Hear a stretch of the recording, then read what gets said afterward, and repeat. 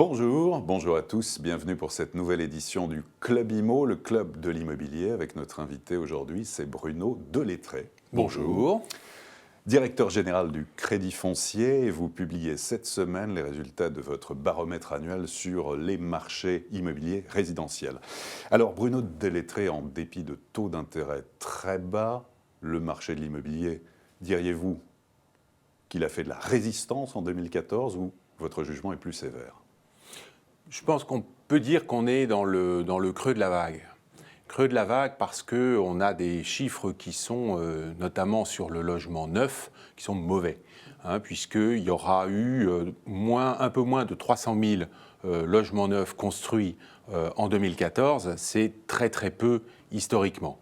De la même façon, quand on regarde les transactions dans le marché de l'ancien, nous estimons que 2014, ça représentera à peu près 705 000 transactions.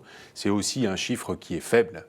Et puis, on constate aussi une érosion du prix sur le résidentiel, de l'ordre de 1% en moyenne, bien sûr avec des disparités importantes d'une région à l'autre, mais des prix qui sont aussi en recul. Donc en fait, c'est le creux de la vague. La question, c'est est-ce que ça va rebondir en 2015 ou pas ? Alors justement, quel scénario privilégié pour cette année 2015 sur les marchés résidentiels ? Je crois qu'on a une situation qui est assez contrastée, puisque d'un côté, on a un environnement macroéconomique qui n'est pas vraiment très favorable, puisqu'on va avoir une croissance qui ne va pas être très vigoureuse, et donc un taux de chômage qui va continuer à augmenter, et donc des revenus des ménages qui seront sous pression. Donc ça crée un environnement macroéconomique qui n'est pas très favorable. Mais à l'inverse, on a un environnement financier qui est extrêmement favorable. Alors pourquoi ? D'abord parce que la Banque centrale européenne, comme vous le savez, a annoncé des mesures de quantitative easing, donc ça veut dire beaucoup de liquidités dans le marché. Ça se traduit par une baisse des taux d'intérêt qui est historique, puisque à la fin de l'année 2014, le taux moyen des prêts immobiliers aux particuliers, c'était un peu moins de 2,40%. Donc si on compare par exemple à 2008, si on regarde pour une mensualité constante d'un client, son pouvoir d'achat immobilier fin 2014 par rapport à 2008, il a augmenté d'à peu près 15% par la baisse des taux d'intérêt. Donc ça, c'est un élément extrêmement favorable. Et le dernier élément favorable que je citerai sur le plan financier, c'est que l'écart entre les taux de rendement de l'immobilier et le taux de placement sans risque des emprunts d'État, eh bien, il est à des niveaux historiquement très hauts. Mais alors, selon vous, justement, par rapport aux taux d'intérêt, vont-ils rester bas ou vont-ils se stabiliser au cours du premier semestre 2015 pour remonter progressivement à partir du second semestre ? Quel scénario là aussi sur les taux d'intérêt ? Alors sur les taux d'intérêt, vous savez, ça fait de nombreux mois qu'on dit ils vont remonter, mais ils ne font que baisser. Oui, bien sûr, un jour, ils vont forcément remonter. On ne peut pas rester très longtemps à ces niveaux très bas. Mais un scénario dans lequel on resterait à des niveaux bas, comme ceux qu'on connaît aujourd'hui pendant plusieurs trimestres, n'est pas du tout improbable quand on voit l'impact des mesures qui ont été décidées par la BCE. Donc, un scénario dans lequel les taux resteraient bas pendant toute l'année 2015 me paraît tout à fait probable. Avec une légère remontée d'ici la fin de l'année ? Probablement. Les nouvelles mesures en matière de politique du logement seront-elles, selon vous, efficaces à partir de cette année ? On attend une relance, notamment en matière de prêt à taux zéro pour les primo-accédants et dans le neuf. Oui, donc le gouvernement a annoncé à l'été 2014, et puis c'est rentré en vigueur au 1er octobre 2014, des mesures sur le prêt à taux zéro, donc avec une augmentation des plafonds sur les zones B1, B2 et C. Et puis également, c'est passé un peu plus inaperçu, mais c'est très important, un alignement des plafonds de revenus des prêts à l'accession sociale sur ceux du prêt à taux zéro. Nous pensons, que ces mesures auront un impact. Et d'ailleurs, on le voit déjà, on l'a vu déjà sur le niveau des demandes de crédit. Vous savez, c'est ce qui anticipe un peu un indicateur avancé du crédit. Donc quand on compare nos demandes de crédit au crédit foncier entre le dernier trimestre 2014 et le dernier trimestre 2013, eh bien, en montant, en volume, sur les prêts à taux zéro, on est à plus 10%. Sur le prêt à l'accession sociale, on est à plus 25%.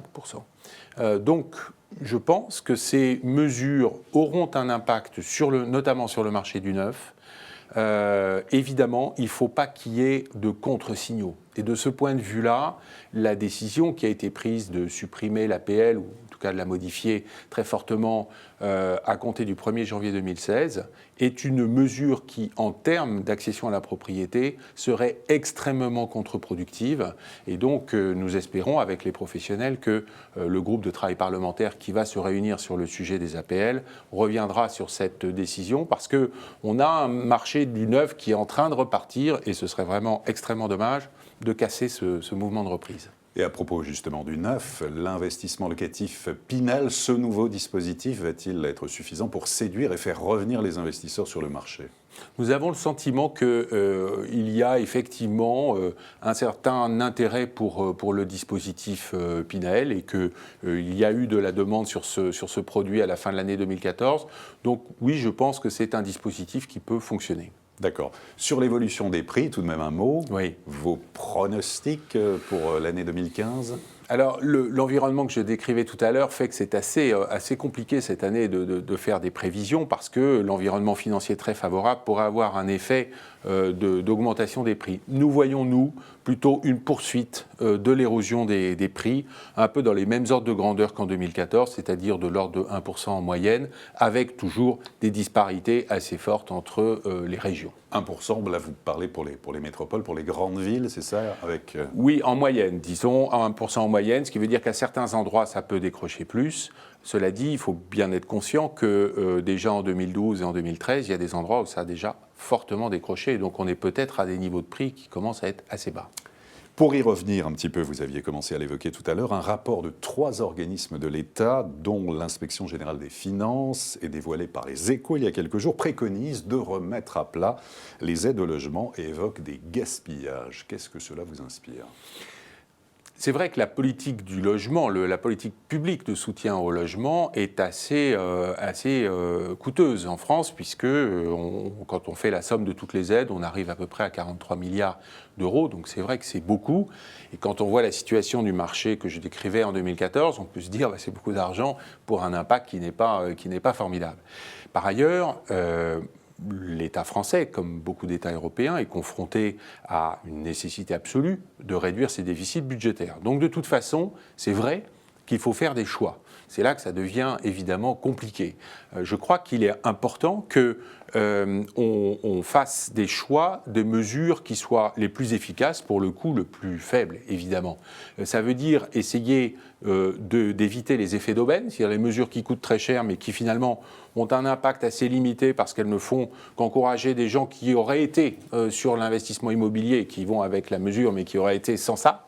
Il faut se centrer sur des dispositifs qui sont peu coûteux sur le plan budgétaire. Je prends un exemple. Les mécanismes de garantie publique sont des dispositifs qui coûtent très peu et qui sont très efficaces, donc avec un effet de levier important. Il faut aussi, je pense, choisir ses combats et s'y tenir. Je parlais tout à l'heure de l'APL. Si on veut relancer l'accession sociale à la propriété, ce n'est pas sur l'APL qu'il faut, à mon avis, centrer les efforts d'économie.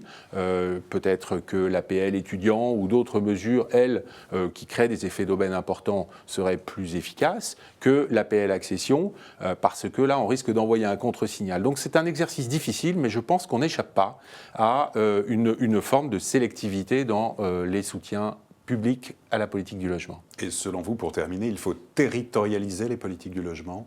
Oui, je crois qu'il y a un consensus là-dessus aujourd'hui, c'est-à-dire qu'on raisonne souvent à l'échelon national, on cite des chiffres nationaux, on sait bien que c'est une réalité qui est un peu évanescente, parce que entre le marché parisien, le marché des grandes métropoles régionales, le marché rural, on est dans des situations complètement différentes. Et donc, vouloir imaginer des actions politiques et publiques qui s'appliquent de la même façon partout, c'est probablement pas adapté à la réalité des choses et des situations qui sont très différentes. Bruno Delettré, merci beaucoup. Merci. Et à très bientôt pour une prochaine édition du Club Imo, Explore Imo, Le Figaro.